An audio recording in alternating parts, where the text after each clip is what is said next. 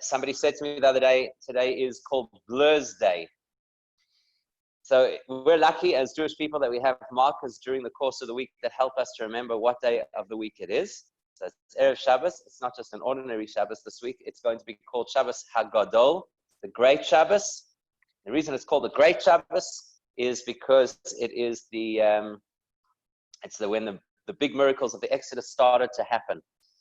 It's especially unique this year because the original Shabbos Hagodol was on the 10th of Nisan, and tomorrow will be the 10th of Nisan. So it also matches up particularly well. On that note, I just want to, in lieu of having the opportunity to do Kaddish, it's my grandmother's Yortzeit today. I want to say the Aliyah San Neshama should have an Aliyah, please God. And please God, we should have the opportunity to always share good things. It's wonderful to have a simcha, even if the simcha is a little bit remote. The beauty of technology is that we can share it all together. So because we're dealing with the simcha of a young man becoming a bar mitzvah, not yet, today he puts on tefillin for the first time. So this is the run-up to bar mitzvah, the prep for bar mitzvah. So I thought it would be appropriate, Josh, this is your last opportunity to do the manishtana this year as a child. From next year, that's it. There's only adults in the house. So this is your last chance to play that role, because typically the original custom is that the youngest child in the family says the manishtana. So Josh, a lot of responsibility on your shoulders this year. And for that reason, I thought it would be a good idea just to talk for a minute about the manishtana. Firstly, incidentally, if a person does not have children at home, and if somebody is doing the Seder on their own, which many people this year, unfortunately, will have to do the Seder on their own, and it's going to be quite a challenge. So if you do the Seder on your own, you still ask the 4 questions to yourself. It's this beautiful moment of being allowed to talk to yourself, and nobody will think that you're too crazy. And the reason that we usually have a child ask the 4 questions is because the prophet Hosea tells us that Hashem looks at the Jewish people as his young child who he loves. So if there's no child in the home, and you're the one asking the question, then the one you're asking the question to is to Hashem as your father, and you see yourself as his child. So even if a person has to do the Seder alone this year, I think this is a very comforting moment in the Seder where you know that you're actually not talking to yourself. You're actually talking to Hashem as your father, and he sees you as his child. Now, there are various customs about how you say, what order you say the 4 questions. The most common Ashkenazi custom is that the first question is about why do we eat matzah? All other nights we can eat bread and chometz, and tonight we have to eat matzah. That's the common custom. That's how you were taught the manishtana at school. The great Kabbalist Rabbi Isaac Luria, the Arizal, has a different custom, and Chabad actually follows his custom. And that is to start specifically by asking, why on this night do we dip the 2 times that we dip? One time we dip is a vegetable into salt water at the karpas, beginning of the Seder. And the other time is when we dip the maror into the charoset. So according to the result, that actually is meant to be the first question that we ask. Now, that immediately raises a very interesting question in its own right. Because there are 4 things we speak about at the 4 questions of the Seder. The first thing we speak about is eating matzah. Eating matzah is a Torah instruction. That means even today, when we don't have the temple and we can't bring the Pesach sacrifice, we're still obligated by the Torah to eat matzah. That's why in the Ashkenazi custom, that's the first question, because it's the most important thing that we do at the Seder. The second most important thing that we do is eat maror, because in the time of the temple, you were required to eat maror together with the Pesach sacrifice. And today, we don't have the sacrifice, so it is a rabbinic law to eat maror. So in status, a Torah law is the highest level, a rabbinic law is the next level. So that's why it should be the next question. The third question is, why do we lean to the left?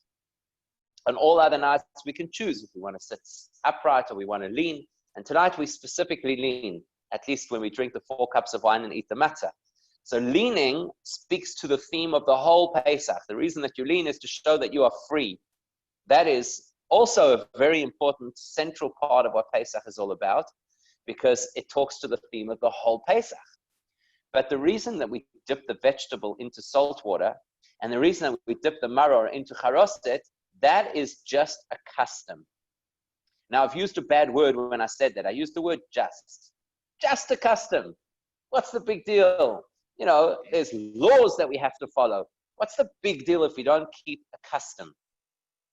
This morning, we're also going to be doing a custom. See, the Torah requires every adult Jewish male to put on tefillin every day except Shabbos and Yom Tov. And when you are running up to your bar mitzvah, the custom is that you start training beforehand. It's not required. It's a custom to put on tefillin a month before your bar mitzvah. Some people do it 2 months before the bar mitzvah. And to make a whole big deal about it, that's actually why we're all gathered over here this morning. And you could also just say, just a custom. Doesn't need so much attention. Why do you have to pull me out of bed at 8 o'clock in the morning? Does nobody know that it's like an international holiday time right now? You're not supposed to wake up before 10. People actually had to get dressed today because they knew they were going to be putting on their cameras and they'd have to appear in front of other people. You know, currently the cycle is that you have daytime pajamas and nighttime pajamas. So we all schlepped ourselves out of bed to be part of what? Just a custom.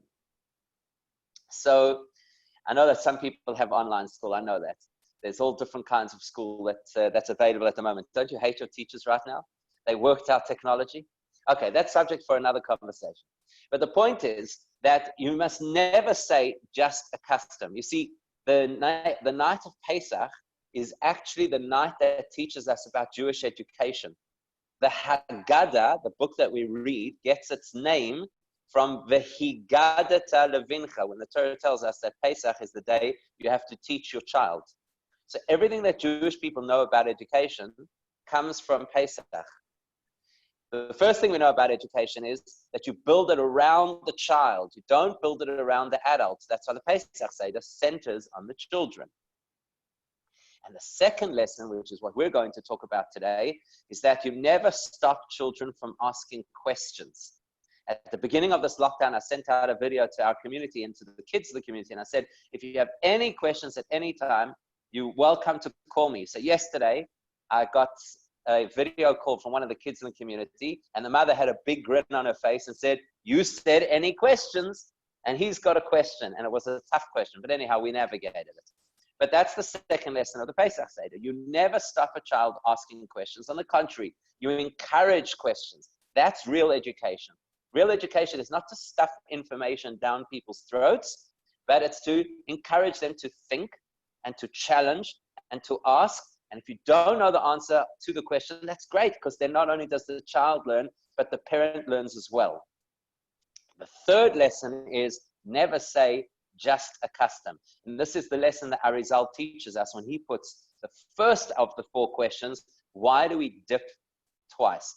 Because I'll tell you a funny thing, and you'll know this from your own experience. Both the adults will know this and the children will know this. You'll know that somehow the things we remember the most in Judaism are the customs. Let's do a few examples, right?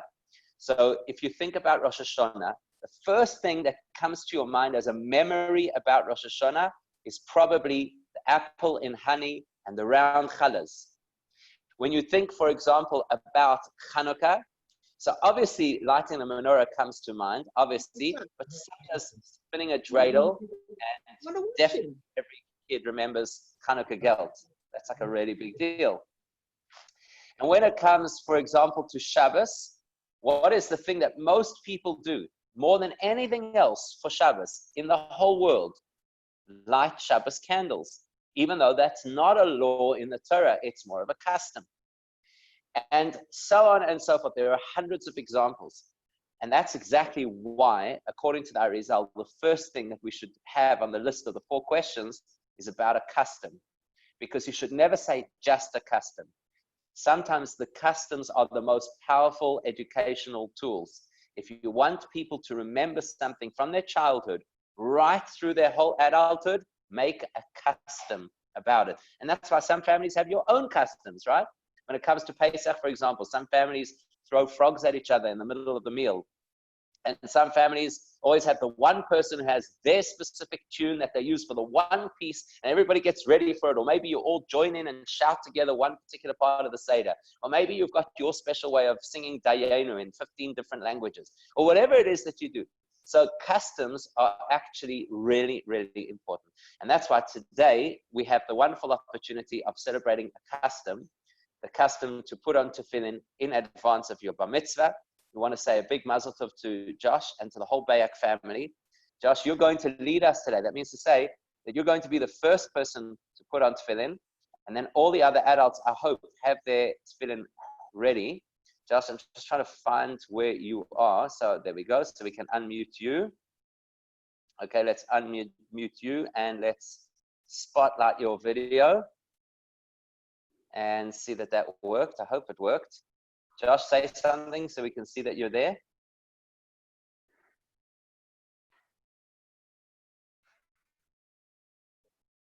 Okay, let's try that again.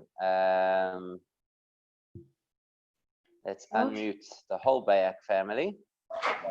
There we go. How about now?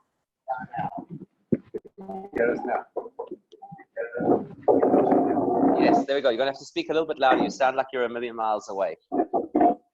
There we go. You look like you're a million miles away. Josh, please put on your camera.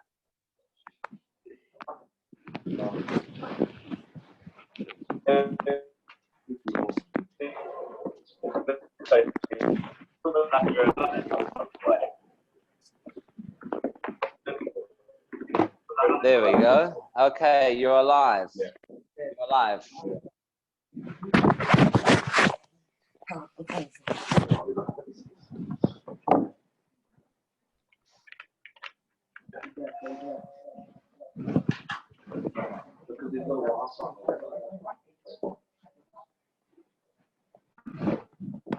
Robin, I'm going to suggest that you put on your camera because it seems that Josh's camera has frozen.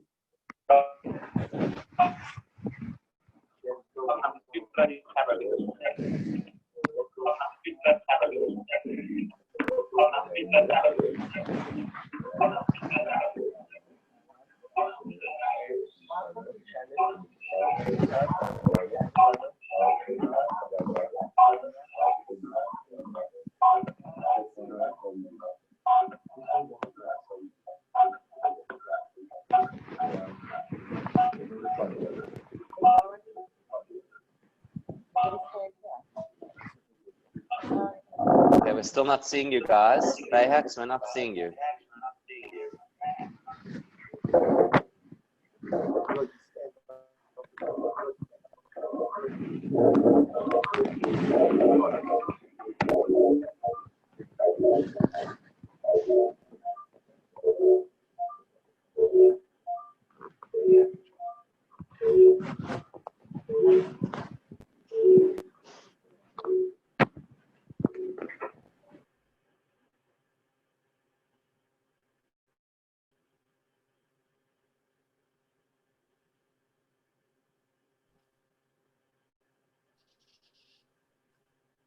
I don't know what's happened to the tech over there with the Bayhak side.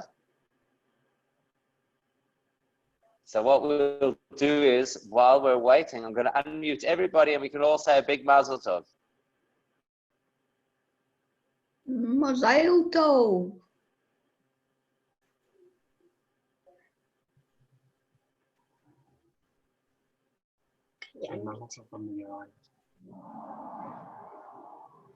I don't even think we can hear.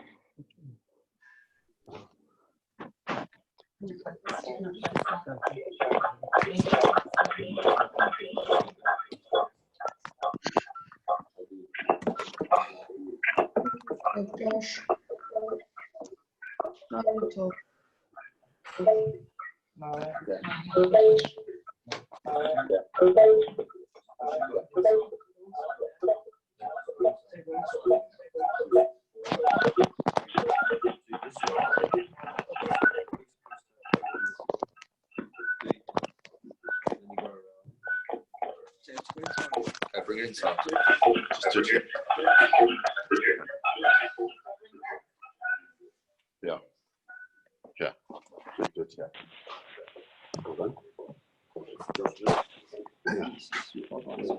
That's better. Come back. Come back.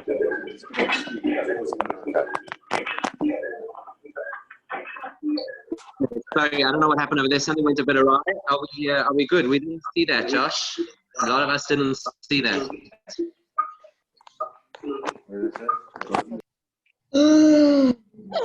But what we'll do is we'll put on our Shabbos and Tefillin as well. And wish a big mazel tov.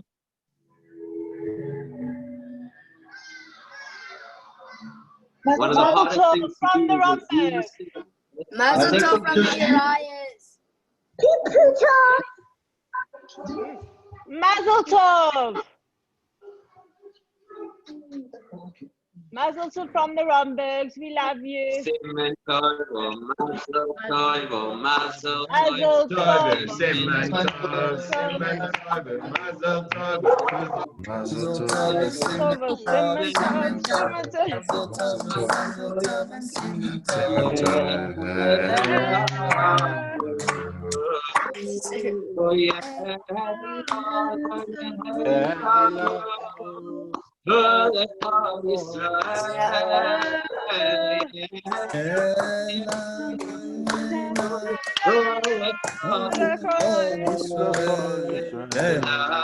David Melech Yisrael, David Yisrael, See, Isaac, you know how to tell us. You just I mean, it's better in real life, don't you?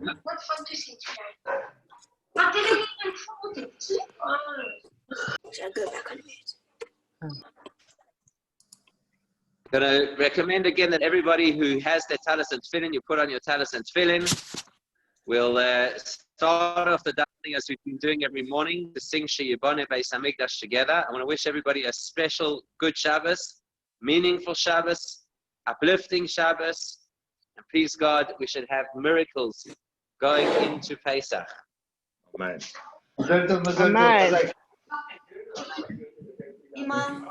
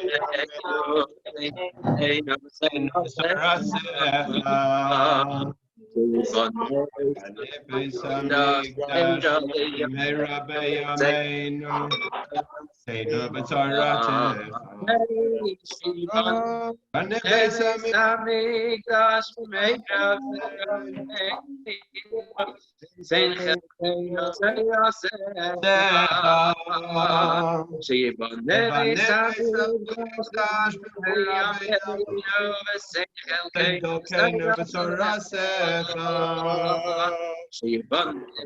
Beis Hamikdash.